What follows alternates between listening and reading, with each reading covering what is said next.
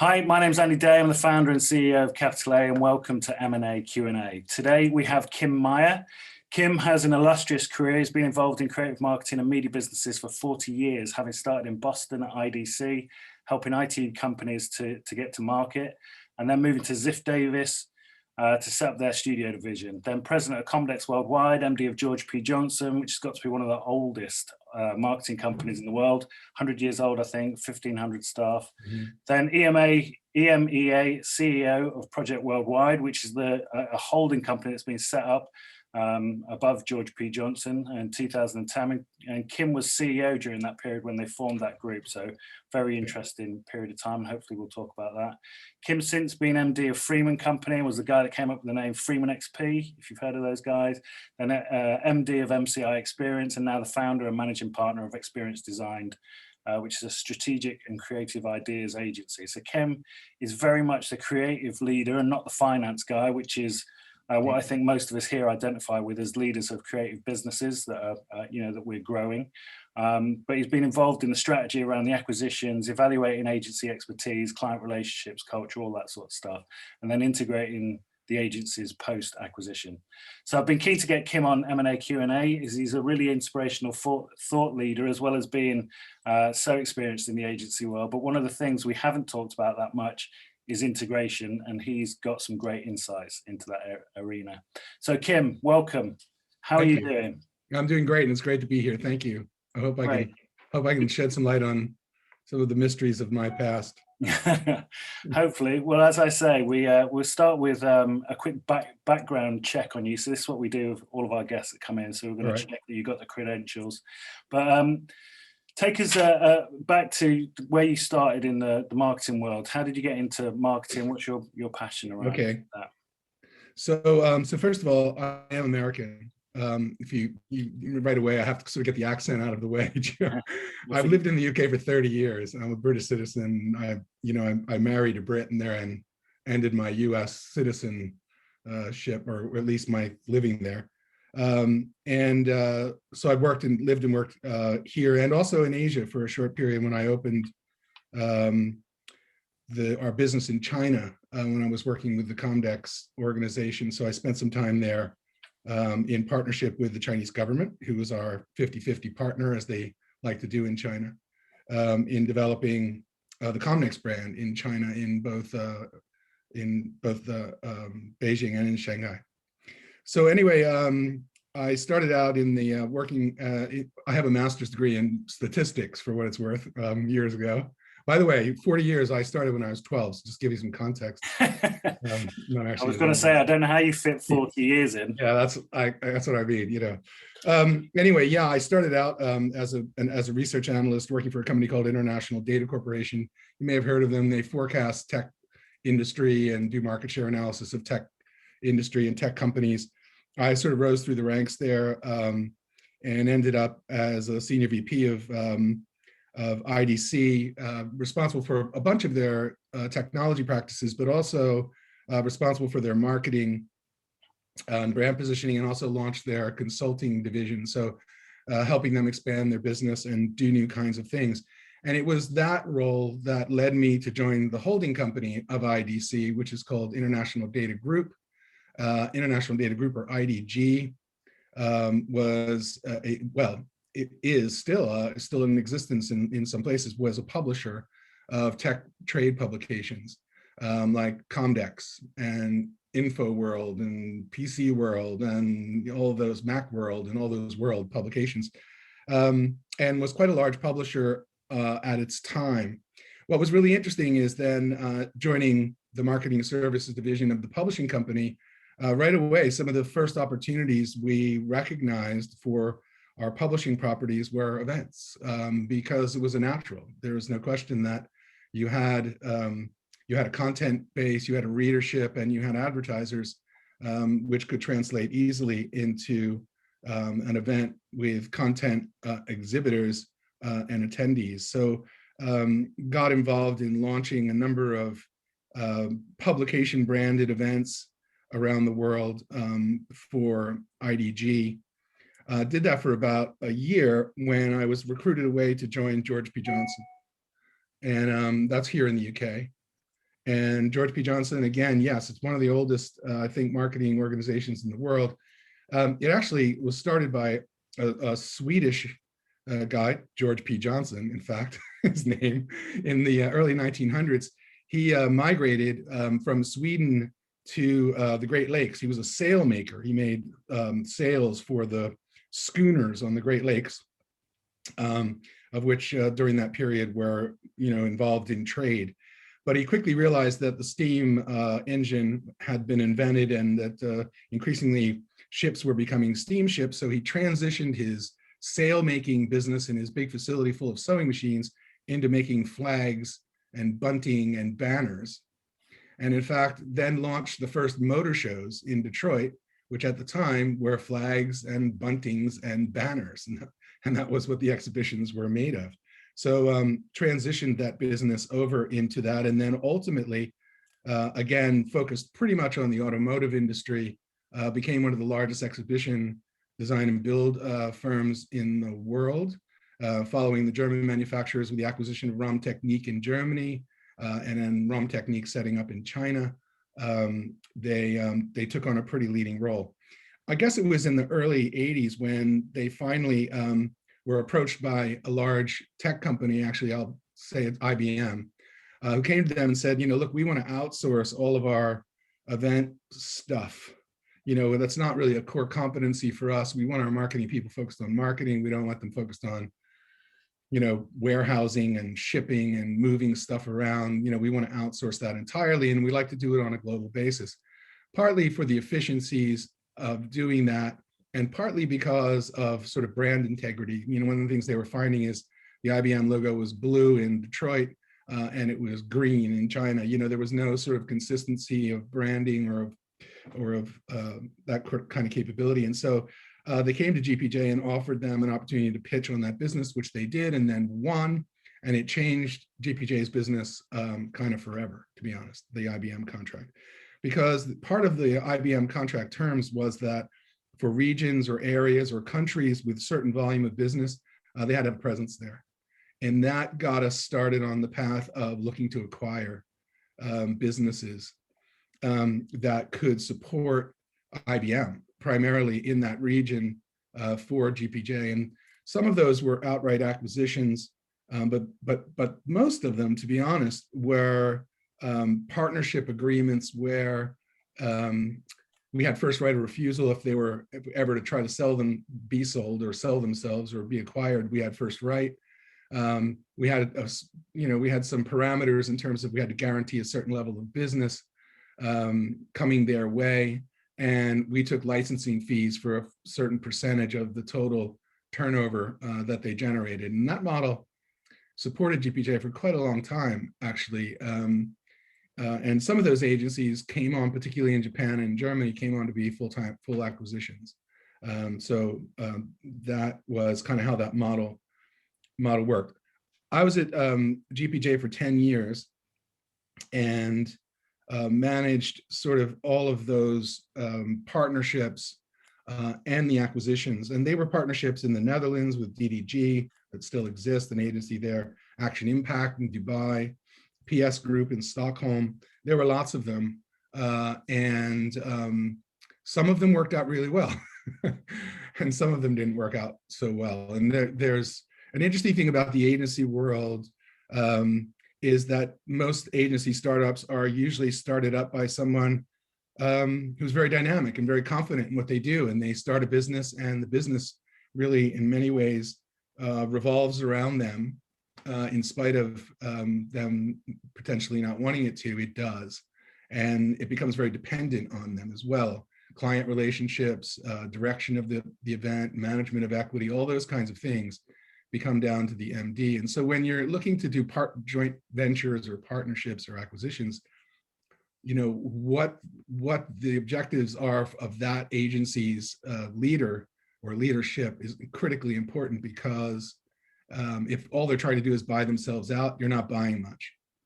And if you're keeping them in, you need to make sure that you have ways of keeping them on track with what your overall strategy is and not letting them go off on their own sort of tangents. So that part of the thing becomes I spent a lot of time managing partnerships and subsidiaries, I can tell you, trying to keep them on track and keep them from complaining, because businesses go, particularly in the events business where I was, you have good years and you have bad years.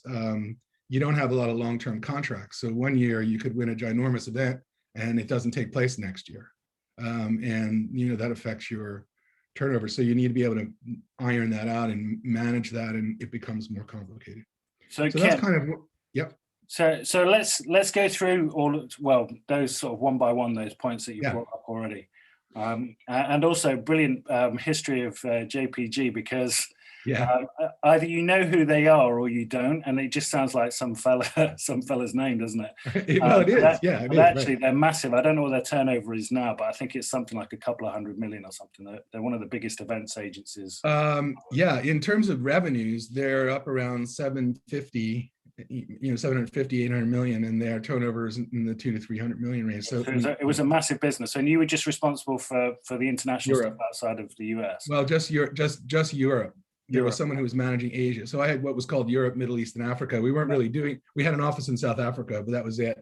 And we had we had a partnership in Dubai, because we had the Dubai Motor Show and we had IBM in Dubai. But other than that, the two main offices of George P. Johnson were here in London and in Stuttgart in Germany. Right. And that's where ROM Technique was located. I want to pick you up on a couple of points. So firstly, it almost seems like you were born into management. Like what did you do that was, did you do any administration roles before you got into? not really, to be honest. When I graduated from graduate school, I went to work on a project at Harvard University. And we were doing a lot of work at the time with what was called the RAND Corporation in developing new research methodologies.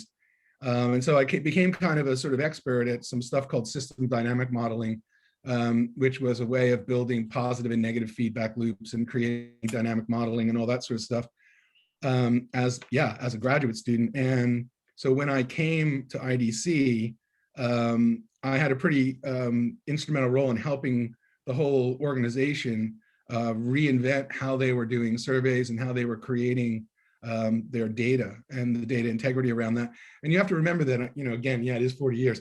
So, we were using Wang OIS systems. This is pre-laptop when I first started there. So, we were still using mainframe computer access, through terminals and that sort of stuff. So, and I'll tell you what's quite surprising, because I know you as a really creative guy, and when we have spoken in the past, we've talked about like really creative ideas. I'm quite surprised that you started out in the nerd department and you were doing all of the computer stuff and the analysis. Yeah, well, I think part of it was because at the time I was really interested in transforming some things. One in particular I had an interest in the transformation of education systems. And at the time, for those organizations that were involved in helping reinvent and revolutionize education, you were very dependent on government grants to do that, and government grants required research. It was all part of that, part and parcel. So if you couldn't speak the language of, I was a methodologist basically, if you couldn't speak the language of how do we answer that question, are schools working? Do they, are they diverse enough? All those kinds of questions. And you couldn't speak the language of how we can answer that question sort of empirically, or at least in the theory, empirically. It was never really empirical. I would say research was always kind of like a lamppost. You can lean against it, when you need to, and it illuminates some things too. But the reality of it was that's how I kind of got involved in it. And that position has always had me in this role of sort of change agent. I come in, even GPJ, I was brought in to GPJ to really change up our model and move us from the sort of GPJ core business, which was sort of manufacturing, trade show stand, exhibition in the US, drayage, shipping and warehousing and all that kind of crap, into the whole area of experience design, experience marketing, and what was emerging then in the area of sort of the digital world. And that's what we were trying to develop. In fact, if you go on my LinkedIn page, there's an article posted somewhere down there from me that a friend of mine just posted, an article I wrote when I was at GPJ in 2010, which is about hybrid events. Wow. So we were talking about that stuff way back when. Of course, it's much harder to change organizations than it is to talk about what's possible. And my role was to talk about what was possible and help make those changes. Yeah, that I mean, that is interesting. So that's kind of Nostradamus stuff, isn't it? Talking about Yeah, a little bit, 11 years ago. One thing I wanted to touch on just at the start of this conversation was your association with Ziff Davis. Now, the weird thing is, I've met so many guys and girls from Ziff Davis from the sort of 90s that were working there in the 90s, and I've gone on to huge things since then, running enormous businesses at Microsoft and you with the business that you've done, and all sorts of tech businesses have all come out of Ziff Davis, which was essentially a magazine publisher, wasn't it? It was a magazine publisher, just like GPJ. What's gone on? What's gone on there that's created all? I think I mentioned it. It's a bit like the founders of eBay. Like everybody that was in that team that founded eBay went on to do other massive things, and Ziff Davis in the 90s seemed to breed the same kind of sort of mentality of people that went on to bigger things. Yeah, it was an interesting company, of course, and again has a history very much like the George P. Johnson history. George P. Johnson, sailmaker, fabricator. In the case of the case of Ziff Davis, Ziff was an early publisher, Bill Ziff in New York, and he started out in much the same way that IDG did, publishing, and GPJ did. So both those companies were pretty old companies, generally speaking. Ziff Davis had been around for quite a long time. When I came on the Ziff Davis scene, it was because I had left GPJ at this point, and I was hired to run Comdex, essentially. Or no, this was after I'm sorry. This is when I left IDG and went to run Comdex for Ziff Davis. Ziff Davis had acquired the Comdex properties as well as all their publications. They were then acquired by Machiyoshi-san of SoftBank, who owned all of Ziff Davis as well as many other companies.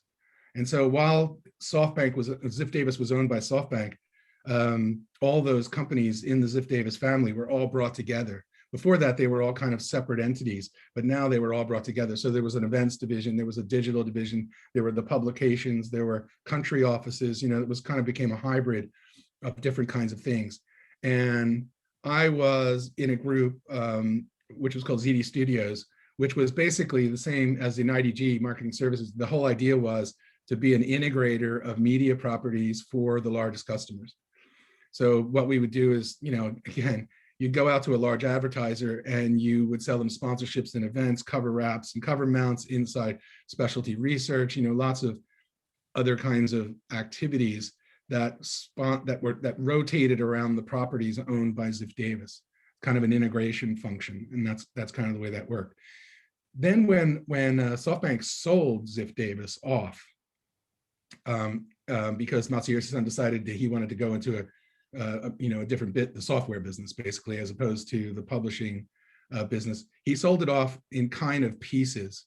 He sold the publishing stuff off to CMP, which was then a publisher out of New York. And he kept one of the divisions because at the time, he couldn't really sell it. And this is the problem for event agencies generally. They're hard to sell because their business fluctuates a lot. You have good years, bad years. There are no long-term contracts, all that sort of stuff. So Ziff Davis Events, or ZD Events, was spun out on its own, and they brought in a guy by the name of Fred Rosen, who was the chairman of Ticketmaster. He was at Ticketmaster for years. He made a gazillion dollars there. Tough character. I worked directly for him, and he was a tough character. Just to give you an idea, in a meeting, someone would say, "I hope this happens," and he would say, "Hope is for children. Hope I don't have any fucking children on my management team." That kind of stuff. He was tough. He was a tough character. But anyway, he then spun it off as Key3 Media Group, and then it went. He had private investors and all of that, and it listed on the stock exchange in New York. I was down there. We rang the bell. We were on the thing. It then kind of went into administration, started trading over the desk, and it was then picked up by a whole series of investors who renamed it Media Live International. Media Live International then owned Comdex, Cybos, a bunch of these organizations, and I was working for them. And then they sold again to RPM, or not RPM. I can't remember who it was, but anyway, they sold those properties off and dissolved. And that time, Bob Priestak, who was then the CEO of Media Live, went to join Freeman. Anyway, there's the linkage to Freeman. So it's a bit of a strange mix between all those companies that it's almost like a merry-go-round while you're going. Yeah, well, it's interesting because if you look on my CV, it looks like I've worked for all these companies. The truth is, I haven't worked for very many. They just keep acquiring and changing and becoming bigger. So it's been kind of an interesting ride. Yeah. So basically, when I was at GPJ and managing the international partners and affiliates, and there was a discussion that took place about George P. Johnson then looking to acquire not placeholders for or not geographic coverage, but looking to sort of expand into new disciplines. And that is like, could we buy digital agencies, PR agencies, advertising, those kinds of agencies? And they had a fair amount of cash in the bank, so they likely could have done that. But we were advised by our advisors that if you buy a digital agency and you're an events company, it becomes an events digital agency and you depreciate its value. Whoop. I just lost everybody. You still there? So we knuckled that around for a while, and then we thought, okay, so the objective then was to start a holding company. Yeah, and tell us about that, because this is Project Worldwide, right? So this is basically that's Project Worldwide. George That's P. the holding Johnson company. decide that they want to set up their own holding company and build something above themselves, right? Is that how? Yeah, that's exactly how it worked. Because basically, the multiples on George P. Johnson, if they wanted to sell it, then they would have not earned the kind of money that they really wanted to earn. They looked at public listing, and even there, it was not valued. Again, events companies are tough to value, as WPP can tell you about Jack Morton, or Interpublic rather. They're hard to value because they fluctuate a lot. So, and they're very client dependent. George P. Johnson, when I was running it in the UK, we really had 5 clients which paid all the bills. I mean, you lose one of those and you're limping for a while. So that's kind of the way those businesses are structured, and so they're volatile in a lot of ways. There's no question. So what we decided to do is set up a holding company called Project Worldwide, which was actually an agency that we acquired in the UK and folded into GPJ. So we already had the name Project Worldwide. I didn't know that. Yeah. Anyway, called it Project Worldwide, and then set about looking to, to go out and buy agencies that were not necessarily events agencies, but that augmented the client relationship. In other words, offering clients additional services under the umbrella, generating, increasing turnover, net turnover for the overall holding company, but also creating a more diversified portfolio so that, when you did go to sell, you had a more consistent story. And they've acquired 13 agencies over the last bunch of years. I was involved in the first sort of 6 or so, wow. Which were like G7 Entertainment, SpinFX, Juxta Interactive, Partners in Napier. Okay. If they've gone on now to buy 13 agencies, they have 52 locations and over 2,200 employees as a company. They're massive now, aren't they? They're massive. Yeah. Yeah. Okay, so you were in the driving seat in outside of the US, basically. So yeah, basically, yeah. And because they're using a British company anyway to set this up, you must have had front seat for all of these acquisitions. Yeah, my job was basically to go back to the board in Detroit and say, here are a group of potential agencies that fit the bill, and here's why. Here's the client mix, here's their size and growth parameters.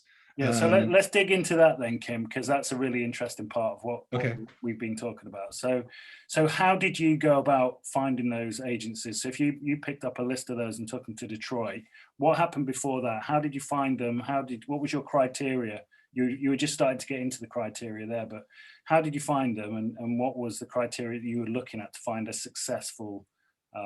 Well, Well, partly we were looking at agencies who were already in working with some of the like or similar clients, or who had clients that we would like to have.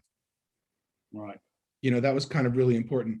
Like, when we looked at, certain agencies, for example, that had Google as a client, we didn't. We would think how significant is that relationship? Where is it? Is it in one location? Is it in multiple locations? Is it a global contract or a local contract? We would want to know, dig in on all of that sort of stuff. So there was a lot of sort of research around that. And then who owned what in the company? Was it privately held? Were there investors in the background? We kind of needed to know that, because that kind of makes a difference ultimately when you're going into negotiation. If you're dealing with one person, that's one thing. If you're dealing with one person and he has or she has investors, that can be another thing. And you need to look at that. So tell us about the client part of that then. So you're looking at an agency, and really the first thing you're looking at is who are their clients? What do they do, and who are their clients? At what point do you dig in to that information? Do you make an approach first, start talking to them, and then you do the pre-due diligence? I mean, tell us about that. Yeah, basically we would reach out to them and say, hi, we're so-and-so, and we really like the work that you do, and we're really interested in learning more about you and a potential opportunity to maybe partner or a possible acquisition. Are you interested? That was kind of the first stage of that. And if they were interested, we would facilitate meetings. We'd have to sign non-disclosures, all those kinds of things, to get involved in that discussion. And typically what would happen is the CFO from the US would fly over, we'd go and meet them. They'd give a presentation on their company, which would include sort of financials and management structure and client mix and growth, and also anticipated forecasts. So we would get all that kind of information. And what you learn in that whole thing is that, at least what I learned in that whole thing is, US CFOs come over and look at that information and they go, bullshit. There's no way you're going to grow the business that fast and without increasing your costs dramatically, and you're dreaming. So you get there's a lot of that back and forth that goes on to really try to get a real handle on, what is the nature of this company and who are they? Right. Did you find at that point you had to pitch yourself as well, and what the big strategy was going to be? Oh, absolutely. Sure. Yeah. And that really came down to what was the point of the acquisition. And that's really becomes pretty critical. Is the acquisition to just a revenue gain? If that's the case, that's a tricky one. There weren't many that we did that were just revenue gains. They typically have some strategic value to them, in that they were in a geography we weren't. They were working in an industry sector we weren't and wanted to. It wasn't even just a matter of skills, because you can hire skills. It was partly reputation and sort of their positioning within the competition. Are they known for being a specialist in an area? And we would have to sort of, lots of calls around to folks in the industry to get a feel for who they were and what they were doing. And when we felt like this is a good acquisition for us, because we can bring more business to you, which will, through our contract relationships where we don't have a presence in your country, and IBM is, we could bring business to you and it's worth about this amount, which would enable you to fund some of your expansion opportunities and ideas. And these are other expansion opportunities that we're taking part in that you can rely on for skills and for, potential insight into how those work. So we would go in and do that kind of pitch. Yeah. So we hear very different opinions on this with the different guests that we've had about how to sort of cross-pollinate once you bring an agency in, whether you can actually do that, what you're saying, where you can bring business to that agency once they're in the group. So how would you do that? Is that because, say IBM, for instance, was already looking to get into that geography, so you already knew that you had some work there? How did that part work? Well, they were already in that geography, IBM, obviously. And they were already working with other agencies in that geography as well. But because we had a global contract, we had an opportunity to go in and say, we can consolidate all of your multi-agency work in Turkey, for example, all within this one agency, which is under contract at GPJ, works to GPJ standards, uses the same accounting system, part of the same, client management infrastructure, the whole sort of thing. So there were benefits to the client in that they knew this agency was backed by, a financial backer and also the infrastructure to support it. It was a benefit to the partner or the acquisition in that they just through consolidation of the account picked up a fair amount of business that would allow them then to invest and to continue to grow. So you had to kind of play that synergy. It also really depends, and as I said before, and I said it earlier, it really depends on the personalities involved as well, because one of the things that we found where, lots of agencies who like right away wanted to be acquired, they were like dying to be acquired, is partly because they wanted out, partly because they wanted to take some kind of a deal and leave. And that's pretty risky acquisition, to be honest, because most of their major client relationships are theirs, not necessarily their teams, even though they tell you it's their teams. In reality, it's them. They built those relationships, and you kind of have to be aware of that. And two, what's their plan when they leave? Do they plan to start something else, or do they plan to just disappear into the ether? And so that's a real problem, and that's where you get into developing sort of entrapment contracts, where you say part of the money will be up front, part of the money will be paid on longevity. In other words, you won't get a third of the money until you've been here 5 more years. Wow. And part of the money is based on a financial performance plan. Right. So you get a third up front, a third for longevity, and a third for your forecast. Okay, well, let's get into those deals in a second. But just on that point that you just made about the agencies where the owners seemed like they were keen to be acquired. Yeah. So that's an interesting point, isn't it? And I think we see that a bit as well. So when somebody's sort of desperate to get acquired, it's almost a red flag immediately. It's, you kind of are looking for a bit of a battle to try and get hold of a company. Yeah. Yeah, so, it's a tricky one. It really is. It's you want somebody to say yes, but actually, if they say yes too quickly, it's probably going to be a bad idea. Well, I mean, Project Worldwide is a classic example under the GPJ umbrella. GPJ acquired Project Worldwide. The guy who was running Project Worldwide ran the GPJ operation here. And he had a contract that extended a year. He left in a year and started his own agency and took clients with him. Right. So it's something to watch out for then. He's like, right. So then the question was, well, what the hell was that worth?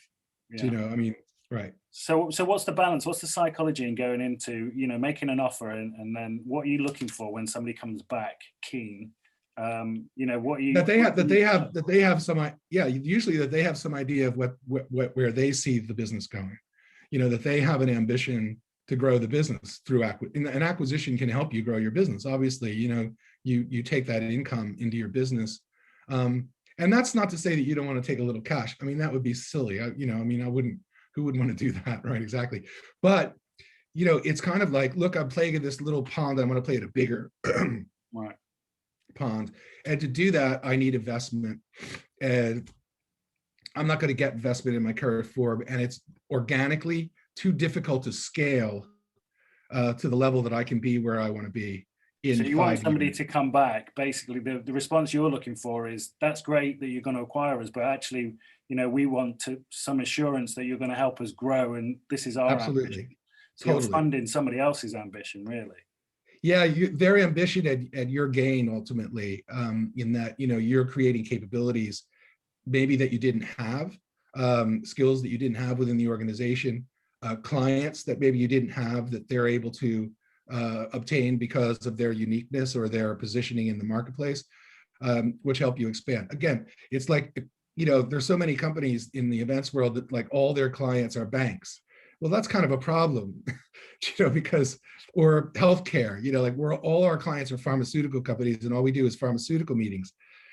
That's good. But, if pharmaceutical companies decide to do virtual meetings, you're screwed, So, having a more of a mixed portfolio sometimes could be an advantage when looking to acquire.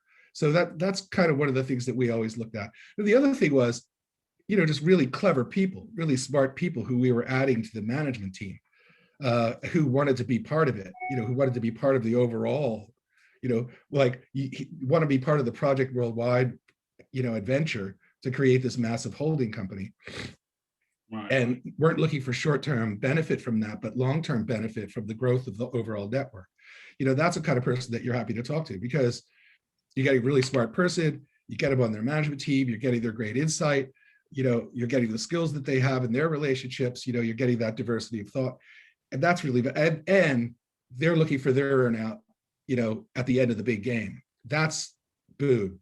So really a big part of it, two things then is, one, it's about people, and you're trying to get hold of these good people into your team. And the other is about having the big strategy to go out and sell it to these smart people to get them onto your bench, basically. Yeah, I think a lot of cases, like from an acquisition perspective, we knew what we could do for them. Right.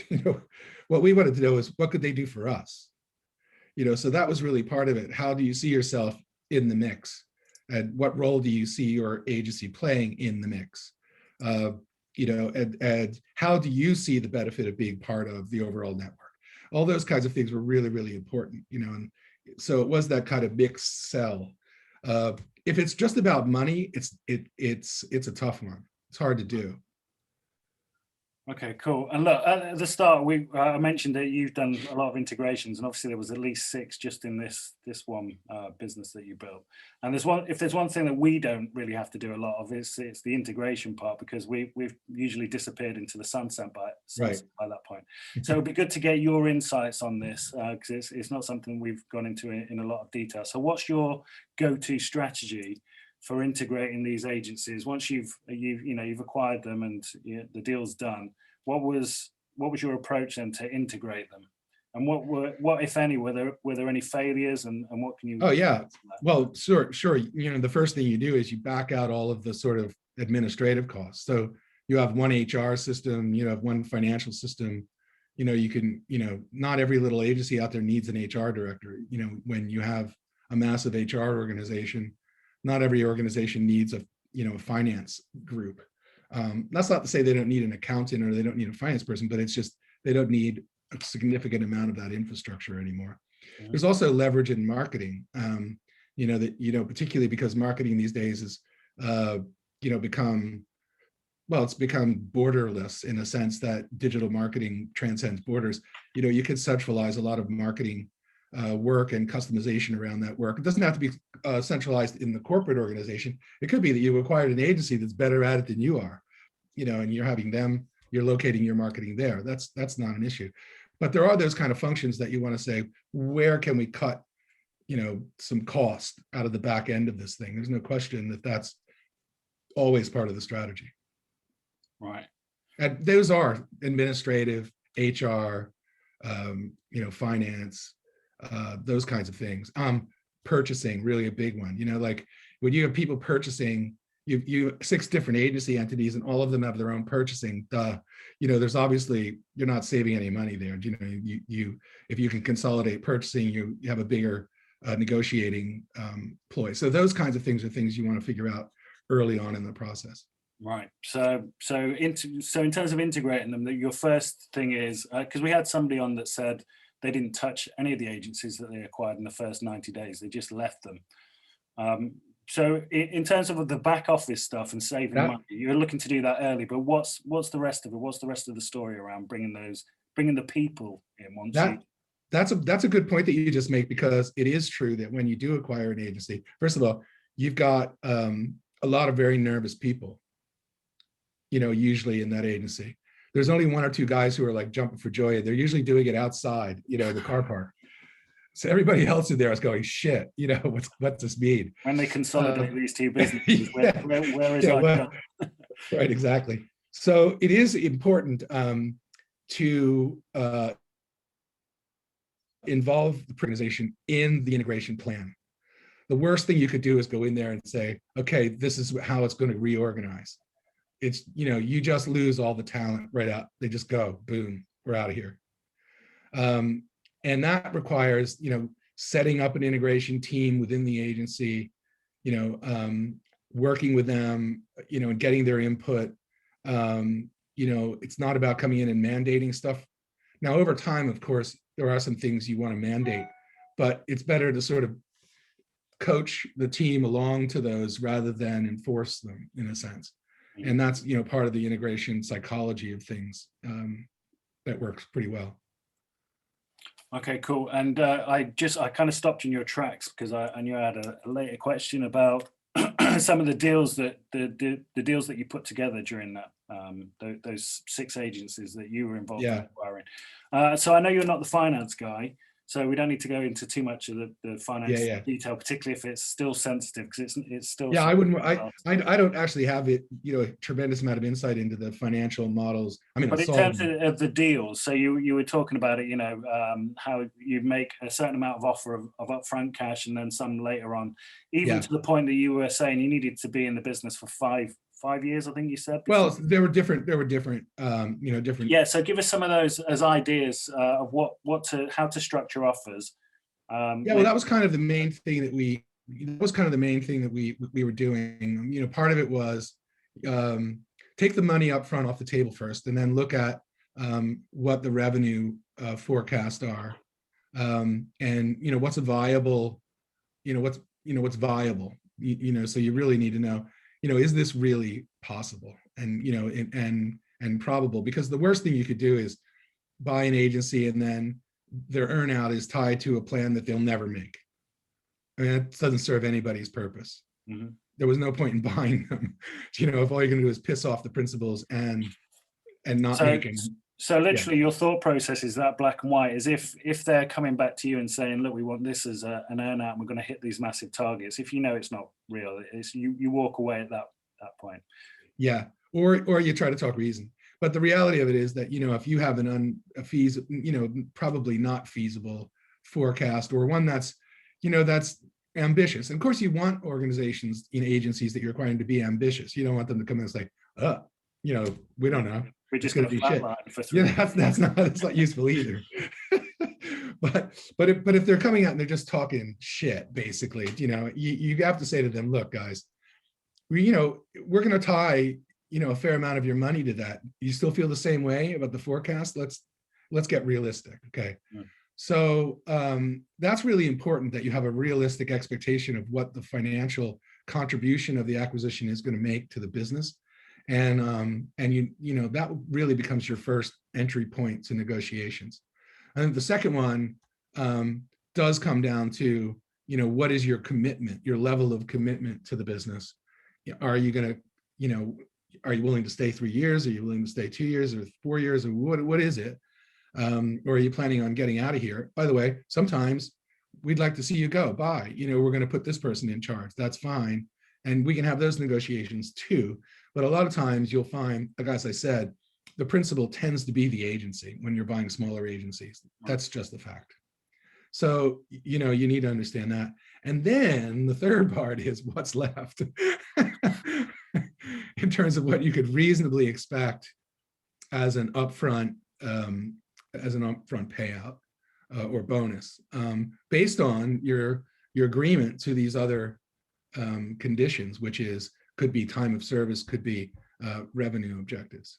So we usually talk about sort of 50% upfront 3-year earnout, and there's no normal deal, but that's kind of you buy to that as a starting point quite a lot. Were those the sort of starting points? Yeah, there were deals like that. Right. Yeah, there were deals like that. No question about that. Okay, brilliant. All right, just very conscious of time, and I want everybody to get a chance to ask you some questions. So just next, after you did the GPJ thing, you went on to front up Freeman Company, which you were responsible for rebranding them as Freeman XP. I was. And also multiplying their revenue to, I can't remember what I read, was it 16 million or something? But we grew pretty quickly, yeah. Yeah, and before you go today, I really want to get into that, because that is something I think is really admirable. Is a real skill set for somebody to be able to just take a business that's doing a few million and blow it up into that in a very short space of time. I think 2 or 3 years. So in my mind, one of the easiest ways of doing that, and fortunately I was a beneficiary of this, is that you already have these ginormous clients in the US. Right. So you were just bringing them to the UK. Pretty much. There we go. Oh, we didn't know you had an office in London. Yeah. So there was no question that a lot of those, the first 2 years of contracts came from US clients who were doing events and doing activities over in Europe, who were referred through us. And that's because we, and I think Freeman did a really good job of this actually, is that, we all got paid on account growth. So whether you were in the US, it wasn't competitive. If you were in the US, it was in your benefit to have the UK doing business, because that account grew, you benefited as the account lead. So no matter where that business was growing. So right away, the salespeople saw it as a real opportunity in the US. They went right into their accounts and say, we've got this amazing office we've just opened up in the UK. We've got this incredibly talented team, creative, strategy, measurement, research and analytics, all this kind of stuff, and they're like, whoa, we didn't know you had that. And we got all this business in your basket here. It only makes sense that we extend that, to the same brand internationally. And we benefited from that hugely in the first couple of years. I think where it starts then getting tough is when you're selling locally, because then you're competing with local agencies. Your global advantage doesn't really offer local companies that great of an advantage. In fact, in some cases, they're better off working with smaller agencies who can be cheaper, to be quite honest. How did you push through and continue to scale then after that first couple of years? It was literally relying on global accounts. I mean, that was primarily what we were doing. And we built a big global account program. In fact, we had a list of accounts, which were target accounts. The global account teams used to get on the phone, every 2 weeks and go, okay, this account, this account, this account, who's talked to who, what's going on there. I heard that this account's going to do business here. Are you guys prepared to pitch on that? So we were really working on a global basis. So and that was really effective. Strong integrated global sales team that was helping each other out.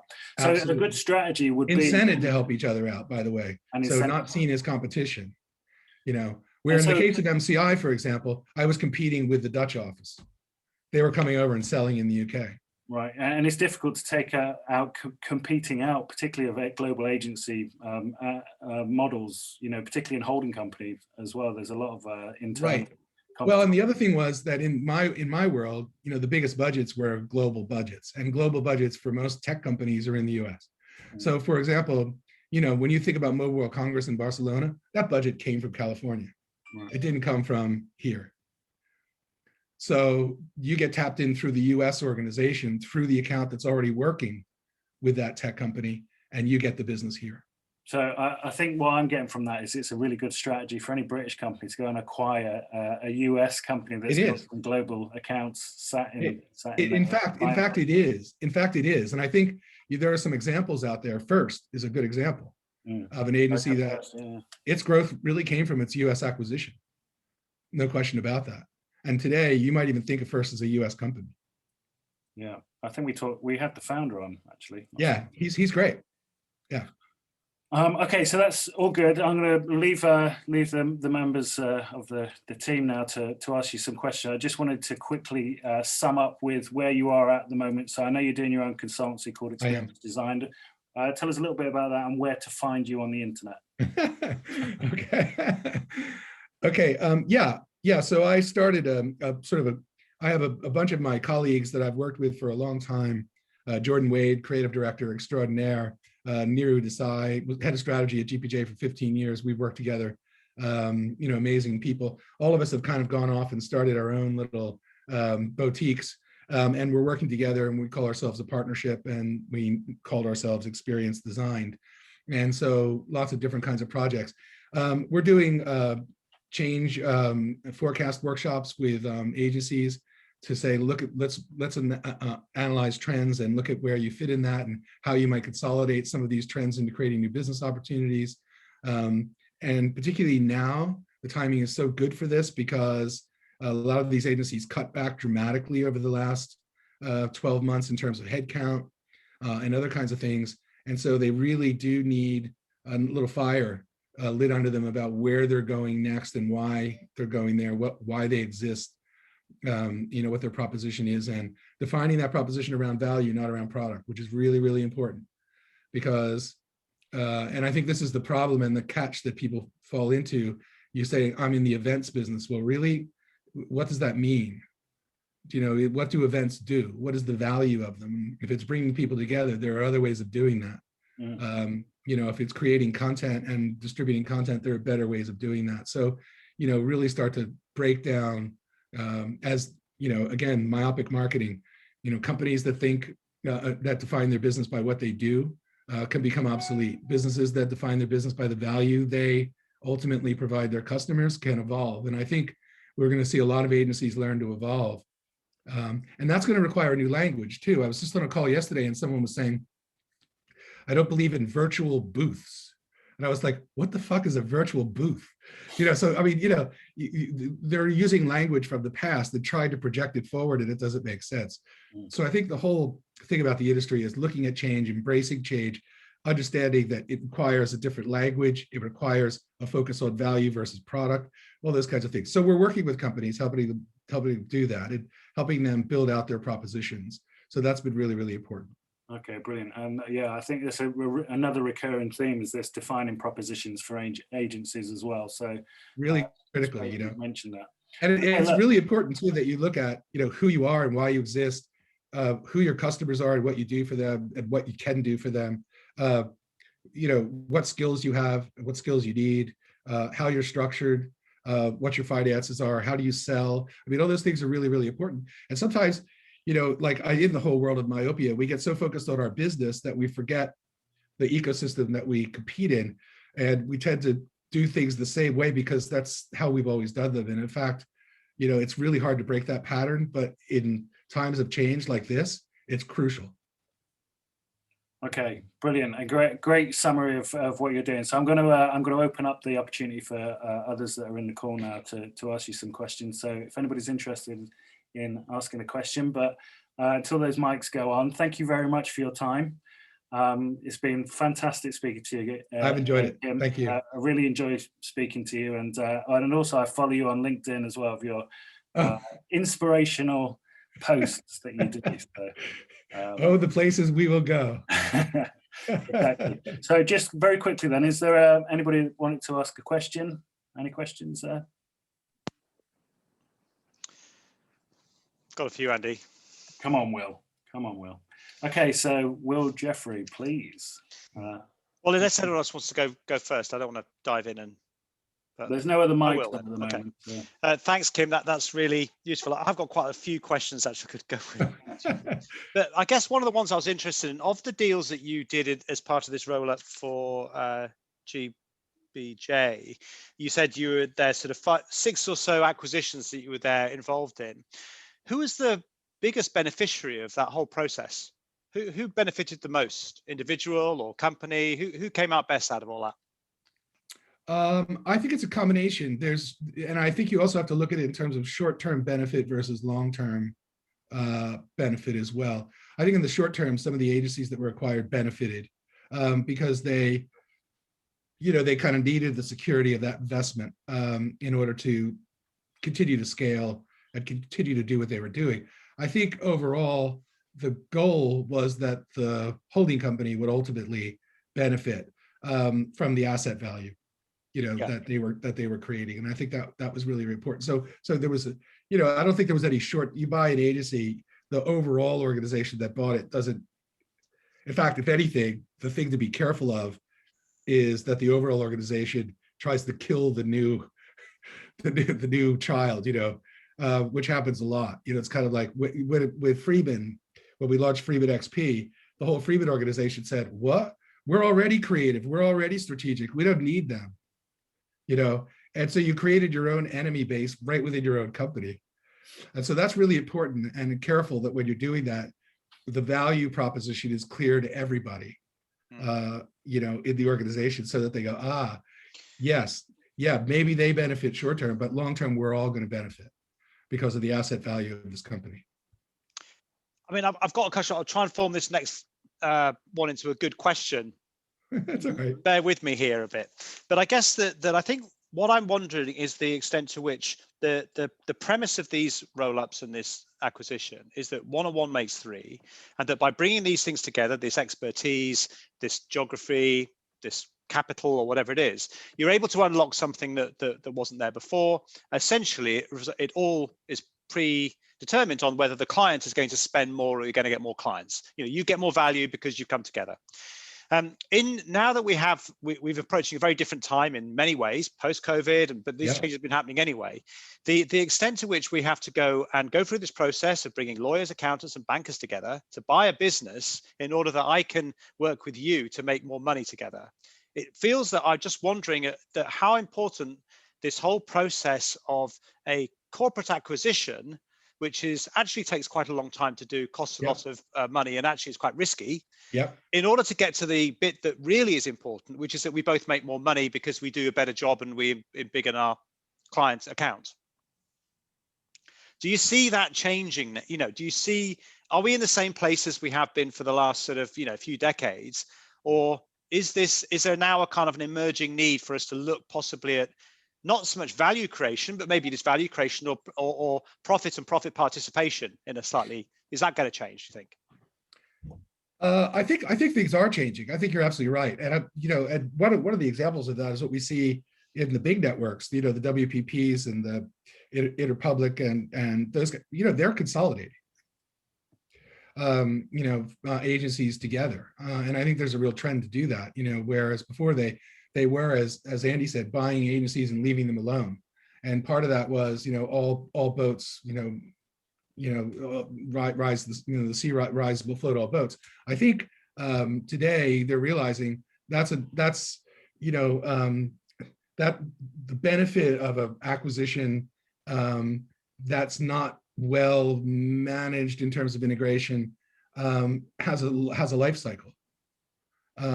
And at some point, it may make sense for cost consolidation reasons, for client consolidation reasons, for lots of reasons, to bring it all back together. And I think we're seeing that.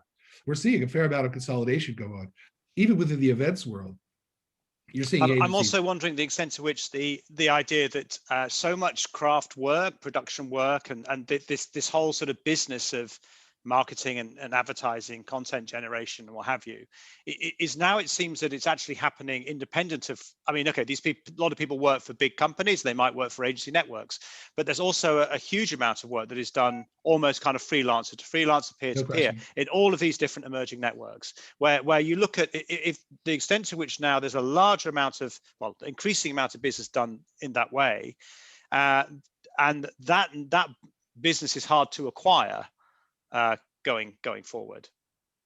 Yeah, so there's no question about that. And in fact, I think, again, my own experience in managing agencies over the last couple of years was that, we were pretty cost constrained and relied a lot on transient labor. A lot on freelance and a lot on contract labor.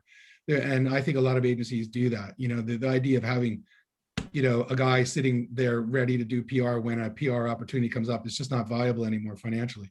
So, you have a core account management, potentially even a production management team, but you're using a lot of freelance and casual resource as required. And I think a lot of businesses in the creative industries are doing that more and more, which, to your point, does raise the whole question about, do you need to acquire agencies, or can you just manage the temporary acquisition of staff?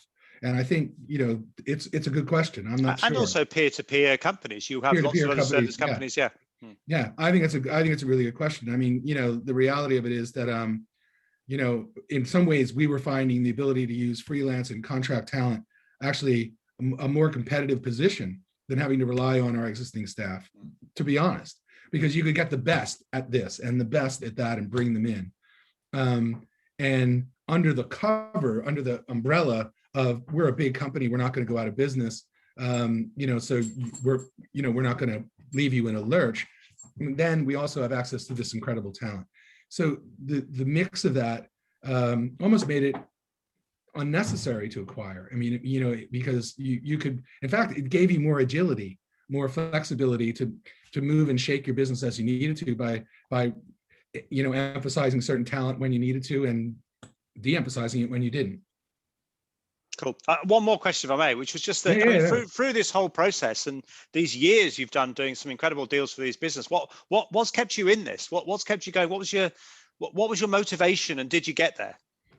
Well, first of all, did I get there? That's a good question. Sorry, I didn't mean. I mean, well, you're driven.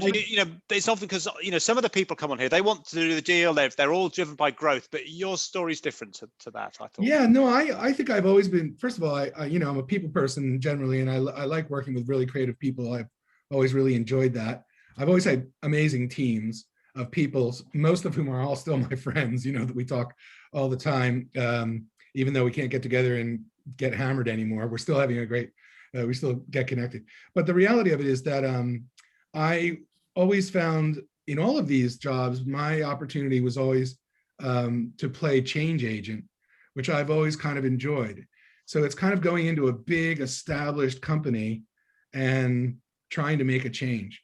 And by the way, sometimes that was successful and sometimes it wasn't. I mean, sometimes the organization has a natural, sort of antibody that kills off, foreign, germs, and, like you get killed off. I mean, in the Freeman case, there was a lot of that. I mean, the reality of it was their core business, of which the majority of employees were a part of, was very different than what we were trying to do with Freeman XP, and not as profitable, mind you, either as their core business at the time. I mean, they were charging drayage in the US to move a box from the loading dock to the floor cost a fortune, I mean, you can't argue with that kind of money. Whereas we were going in and doing strategy and research and creative work and, bringing in production talent and doing all this other stuff. That was expensive. Our margins were not anywhere near, the 40% range that you make in the fabrication business. And they were much more in the 20 and less. So different market. And, once they start, and agencies that have been doing the same thing for a million years, they see progress as doing the same thing more efficiently, not doing new things, which are risky and potentially expensive. So innovation within big companies is hard. And I've always seen it as a really interesting challenge. And I like to think in some of those organizations, I've actually had some influence. Not that it happened right away and not that it happened in the way that I maybe saw it happening, but it has happened. And that's really what's always turned me on. It's kind of like, I was just on a call this morning talking about, this whole issue of in the events world. Is the events world going virtual? Is it hybrid? The whole thing is insane that we're so focused on trying to sustain aging, obsolescent businesses that we can't get out of our own way to understand that there's tremendous opportunities out there to use new technologies in new and innovative ways to create unbelievable engagement amongst people. We just get so stuck in looking at what we do that we can't get out of our own way. And that's really been my career. I think all through my career, even at IDC, even at IDG, it was always about trying to imagine a new way of engaging the client and creating new opportunities. And I still love doing that. I'm at a point in my career now where I'm probably not going to launch another, ginormous agency, but I'm quite happy to be helping and working with other agencies and helping them figure this stuff out. I think if anything, I have enough scars to know some of the right questions to ask, and maybe enough advice to keep people out of major trouble. So that's kind of what I've been doing lately. And part of that is, as Andy said, I'm writing more, and I'm on LinkedIn, so go check me out there. There's lots of articles there, and I have my Instagram site as well, which I'm posting a bunch of stuff. So yeah, I'm out there, and I'm trying to contribute to the conversation about change, which is the thing that I think I'm most interested in. Great, thank you very much. My pleasure. Great to meet you. Just check one thing, actually. System dynamic modeling you mentioned right at the beginning. Yeah. That was the one thing you studied, was it, initially? Yeah. So it was a thing that was created by this guy, Forrester. And it basically creates positive and negative feedback loops. It's a way, you could use it to cure cancer or to stop war. Basically what it does is you create a model of all interrelated pieces, a systems model, and then you show the negative and positive influences that they have. So for example, country A buys arms, so country B buys arms. So country A buys more arms, so country B buys more arms. So say country A doesn't buy any more arms. What does country B do? Or say country A buys arms, but then their economy goes in the shitter. Then what does country, so you can introduce variables into the system to change its behavior. Cool. Now Great. Thank you. We're going back a long time, man. Yeah, no, but it's interesting. You mentioned at the beginning, I can see it's obviously, there's elements of that you've carried through, that sort of processing and change management. It aligns with that. Yeah. Yeah, it does align to that. Yeah. And actually, because I do believe that, in all these things, there's systems. Nothing clear. I live down in West Sussex, and nothing's been clearer to me than just watching what's going on in Crawley with Gatwick and the air industry being closed down. It's people who worked in the shops, it's delivery people, it's bus drivers, it's, the system that made up the airport spreads so wide that it's incredible. So you say air traffic's in trouble. No, the whole infrastructure around it is in trouble. Taxi drivers, bus drivers, truck delivery guys, shop workers, cooks in kitchens, cleaners, security guards, you name it. And that's really interesting thing when you start to think about the marketing world and you look at it and say, it is a system. It is all connected at some point. And so you can't just pick one variable and know that it doesn't impact lots of other places in the sort of ecosystem. Great. Thank you. Brilliant. Thank you. Will, you did ask, so we got the answer. All right. Brilliant. Thank you so much for your time, Kim. It's been my pleasure, Andy, anytime. Yeah, and like you said, you're available on LinkedIn, and you've got an Instagram as well, which you're communicating with people. So I encourage everybody to get in touch with you and to follow you. And if anybody wants to pick up a conversation with you outside of this, then hopefully they can just get in touch with you direct. Sounds great. Perfect. All right, brilliant. Thank you, everybody, for thanks a lot, everyone. Today, thank you for your time. And look forward to seeing everybody next week. Cool. See you Thanks, all. Kim. Thanks, Andy.